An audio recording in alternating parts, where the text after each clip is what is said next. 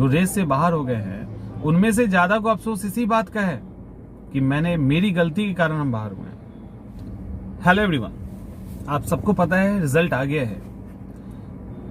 अभी मैं ड्राइव कर रहा था तब भी और उसके पहले भी लगातार जो कॉल आ रहे हैं उसमें एक कॉमन चीज निकल के आ रही है जिसकी बात मैंने लगातार की थी। देखो, एक सेना का जवान ना जब लड़ते हुए शहीद होता है तो उसकी बात, और बर्फ में दब के मर जाना, रोड पे एक्सीडेंट में मर जाना, मौत दोनों ही तरफ होती है, दोनों ही कंडीशन में मरना है, लेकिन सरहद पे मरना उनके लिए सम्मान की बात होती है। और एक मतलब सेना के नजरिए से, और एक यूं ही जान चले जाना, मतलब ये एक तरह से उनके लिए जिस इरादे से वो देश की सेवा में जाते हैं उनके लिए एक तरह से वेस्टेज हो गया। ठीक है, लाइफ बर्बाद हो गई थी। वही हाल स्टूडेंट का है। एक रियल फाइट के बाद जो हार भी जाए ना, अफसोस नहीं होता। मैंने कई बार बोला है, एक वो टिस है जिसको जो जीवन भर आपको मारती रहेगी, और मैंने इसके लिए कई बार अलर्ट किया था। आज आप में से 90% स्टूडेंट इस बात पे तो जरूर सहमत होंगे, जो डिजर्विंग कैंडिडेट थे जिनका नहीं हुआ है, 90% स्टूडेंट इस बात पे सहमत हैं कि सिली मिस्टेक हो गया था सर। काश वो 5 क्वेश्चन सही कर लेते, 8 सही कर लेते, 3 सही कर लेते, ऐसे करके कई सारी चीजें 12-12, 13-13 क्वेश्चंस गलत किए हैं। और उसमें जो बाहर हो गए, जिसका लास्ट अटेम्प्ट था, उनको जीवन भर ये अफसोस होगा, पूरे होल लाइफ, हर एग्जाम, हर रिजल्ट के बाद उनको लगेगा मेरा भी हो गया होता। क्योंकि उनके आस पड़ोस में से किसी का अगर निकलेगा ना तो उनको लगेगा मेरा भी हो गया होता, ये सिली मिस्टेक मैंने नहीं किया होता।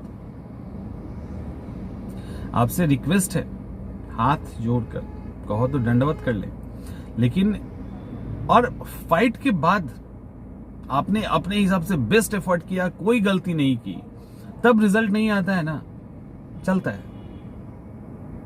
आपको भी बहुत अफसोस नहीं होगा और किसी को नहीं, आप नहीं होगा, एक लेवल पे होगा, लेकिन आप कहोगे कि नहीं हमने किया, जितना हम कर सकते थे हमने किया। लेकिन जब बैठे बैठे हाथ से निकल जाता है अपनी छोटी सी गलती के कारण,